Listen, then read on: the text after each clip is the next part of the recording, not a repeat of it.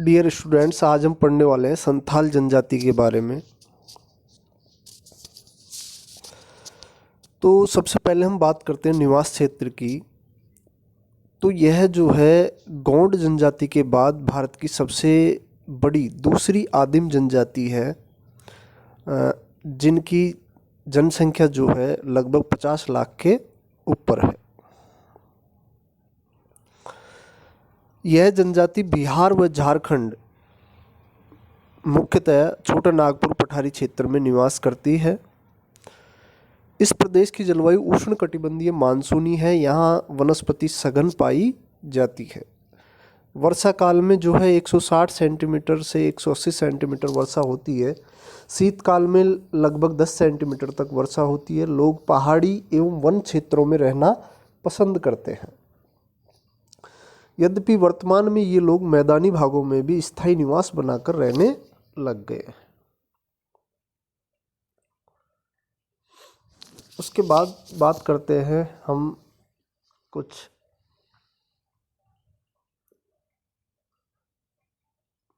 सामाजिक जीवन के बारे में या सामाजिक रीति रिवाजों के बारे में। तो संथाल में विवाह शब्द बापला नाम से जाना जाता है। यह प्राचीन प्रथा है कि 3 पीढ़ियों के बाद आपस में विवाह किया जाता है, लेकिन कभी कभी कुछ वंशों में परंपरागत संघर्ष के कारण विवाह निषिद्ध माना जाता है।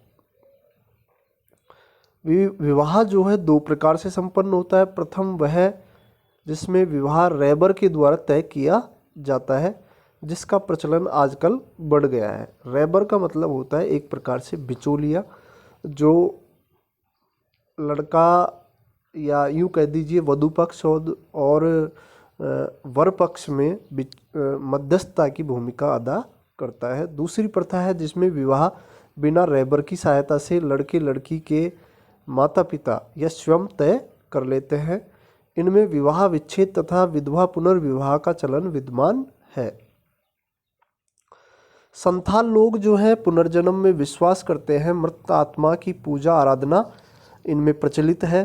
हिंदुओं की भांति ये लोग भी दाह संस्कार करते हैं तथा अवशेषों को नदी में प्रवाहित करते हैं। जिस प्रकार अपन यहाँ देखते हैं कि भाई जो अस्थियाँ हैं जो नदियों में विसर्जित की जाती हैं, उसी प्रकार की प्रथाएं जो हैं इनमें प्रचलित है। इस कार्य के लिए संथाल लोग दामोदर नदी को पवित्र मानते हैं। इन लोगों में उत्तराधिकारी के नियम हिंदुओं के उत्तराधिकारी नियम से समानता रखते हैं।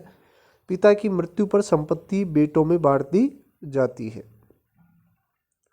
स्त्रियों का किसी चल व अचल संपत्ति पर अधिकार नहीं होता। धर्म एवं जादू को ये लोग एक दूसरे के पूरक मानते हैं। इन लोगों में मद्यपान का पर्याप्त चलन है। घर घर में चावल की बियर बनाई जाती है। आवासों, खेती एवं जानवरों की रक्षा के लिए ये लोग कुत्ते पालते हैं। एक गांव के संस्थापक का एक विशेष स्थान होता है जिसको ये लोग माझी स्थान कहते हैं। संगीत एवं नृत्य इनके जीवन का महत्वपूर्ण भाग है।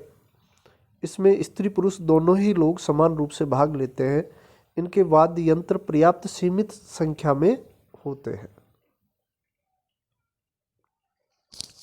अब बात करते हैं हम अर्थव्यवस्था की। तो संथाल लोग अधिकतर कृषि कार्य करते हैं। खेती के अभाव में ये लोग आखेट करके तथा जंगलों से कंद मूल फल आदि एकत्र करके जीविकोपार्जन करते हैं। आजकल संथाल जनजाति जो है कृषि के साथ साथ पशुपालन कार्य भी करने लगी है। जिस क्षेत्र में खनिज पदार्थ मिलते हैं ये औद्योगिक क्षेत्रों में या औद्योगिक कार्यों में संलग्न हो गए हैं। कृषि कार्य में भिन्न भिन्न फसल बोने के लिए विभिन्न तरीके काम में लेते हैं। चावल को क्यारियों में बोया जाता है, जिसमें धान के पौधों को स्थानांतरित करके लगाए जाते हैं। ज्वार बाजरा आदि मोटे अनाज को बिखेर कर लगाया जाता है। जंगल काटकर साफ करने वाली जनजाति में संथाल सबसे उत्तम मानी जाती है। ये लोग सिंचाई, खाद एवं फसलों के हेर फेर में बहुत कम ध्यान देते हैं। अतः खेती की उपज जो है बहुत ही कम होती है, प्रति हेक्टेयर उत्पादन बहुत ही कम होता है और इन लोगों को जीवन यापन के लिए आखेट एवं मजदूरी का सहारा लेना पड़ता है। अब बात करते हैं अपन भोजन की। तो संथाल जनजाति शाकाहारी और मांसाहारी दोनों प्रकार से भोजन लेता है। ये लोगों में मद्यपान का पर्याप्त प्रचलन है। इनके घरों में चावल की बियर बनाई जाती है। संथाल परंपरागत गौ मांस भक्षी थे, जिसकी वजह से निकटवर्ती हिंदुओं के लिए घृणा के पात्र थे। वर्तमान में गौवध एवं गौमांस भक्षण लगभग समाप्त हो गया है तथा इन लोगों ने हिंदू धर्म अपना लिया है।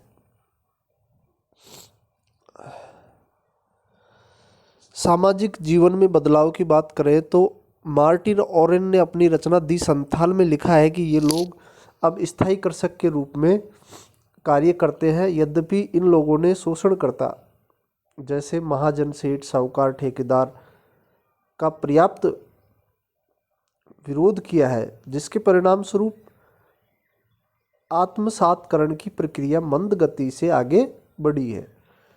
यातायात एवं आवागमन के साधनों के विस्तार, बाजार के विस्तार तथा सरकारी संरक्षण एवं जनसंख्या वृद्धि के परिणाम स्वरूप परिवर्तन की प्रक्रिया में तीव्रता आई है।